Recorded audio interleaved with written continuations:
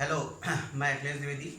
और जैसे मैंने अकाउंटिंग पार्ट 1 में चीज़ें बताई थी, कुछ बेसिक अब एडवांटेज और डिसएडवांटेज लिमिटेशंस जो है अकाउंटिंग की हम बता रहे हैं। एडवांटेजेस ऑफ अकाउंटिंग, क्योंकि अकाउंटिंग क्यों पढ़ना चाहिए ये जानना जरूरी है। सबसे पहली बात रिप्लेसिंग मेमोरी। रिप्लेसिंग मेमोरी का मतलब ये हुआ कि अगर आपने चीज़ें जो भी हिसाब किताब है आपने लिख लिया है तो आपको याद रखने की जरूरत नहीं है, क्योंकि याद रखने में कभी आदमी भूलता है, कभी चीज़ें याद रहती हैं तो ये दिक्कत आती है। तो मेमोरी को रिप्लेस करना, आपने लिख लिया है, कोई बात लिखी हुई सारी चीज़, कोई कन्फ्यूजन नहीं होगा। दूसरी चीज़ डॉक्यूमेंट्री एविडेंस, लिखित में है सारी बात, किसी का लेना देना सब कुछ लिखा है, ठीक है। इसीलिए हमने लास्ट टाइम पे कहा था first write then give, if you make a mistake take it from the paper. तो पहले लिखे बाद में दे और भूल हो तो कागज़ से ले। तो ये डॉक्यूमेंट्री एविडेंस के फॉर्म में बहुत है कि सारा चीज़ें लिखी पड़ी हैं। फिर preventing and detecting error, omission and fraud, मतलब आपको कहीं पे भी एरर मतलब होता है गलती हो गई हिसाब किताब जोड़ने घटाने में, ओमिशन मतलब छूट गया, और फ्रॉड मतलब होता है जानबूझ के आपने कोई गड़बड़ी की। तो वो सबको पकड़ने में और आगे ना हो इसके लिए भी जब आप लिखे पढ़े रहेंगे हिसाब का तभी तो फायदा होगा अकाउंटिंग के होंगे तब। Assisting the performance of business, business हमारा अच्छा चल रहा है कि खराब चल रहा है, इसके लिए बहुत जानकारी के लिए बहुत ज़्यादा जरूरी है। फिर असिस्टिंग इन रियलाइजेशन ऑफ डेप्ट, किसको किसको उधार दिया, कितना समय कितने समय पहले दिया था कि अभी दिया, डेटर कितने हैं, क्रेडिटर कितने, ये सब टर्मिनोलॉजी में बताएंगे, वो सब के लिए भी ये बहुत ज़्यादा जरूरी है।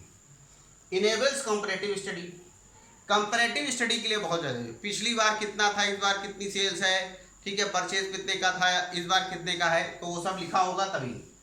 Helpful in management of business, business का जितना भी मैनेजमेंट है उसके लिए अकाउंटिंग मस्ट है।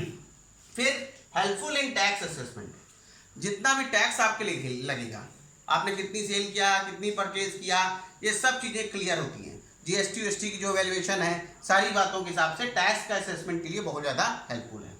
नेक्स्ट है इंफॉर्मेशन रिगार्डिंग फाइनेंशियल पोजीशन, आपका बैलेंस शीट, ट्रेडिंग पीएल, ये सब के बारे में आपको बताएगा, लेकिन तब जब आप लिखे होंगे तब। तो अकाउंटिंग ये सारे काम के लिए हेल्पफुल है।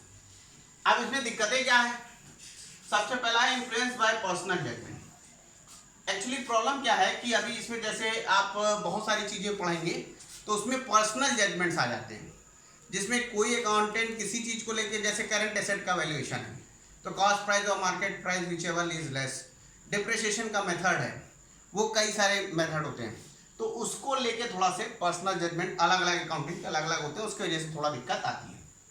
फिर है based upon accounting concept and convention, अभी अकाउंटिंग कॉन्सेप्ट एंड कन्वेंशन बताएंगे जिनके ऊपर बेस्ड होती है अकाउंटिंग, उसमें भी कई चीज़ों में कॉन्फ्लिक्ट होता है, ठीक है, तो वो भी एक प्रॉब्लम क्रिएट करता है।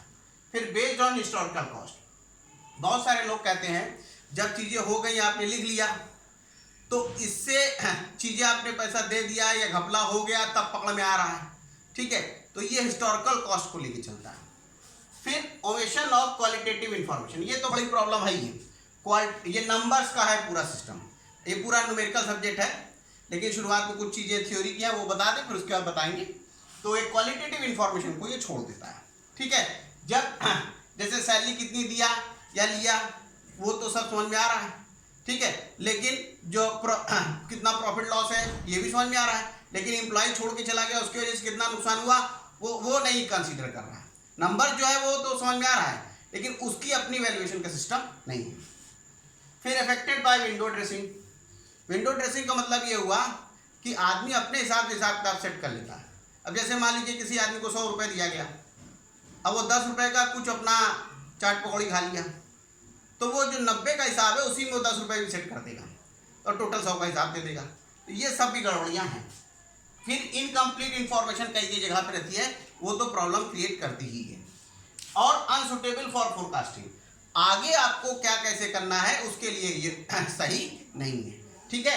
तो आज हमने आपको एडवांटेज लिमिटेशन बता दिया, इसके आगे की चीज़ नेक्स्ट पे बताएंगे। Okay, thank you.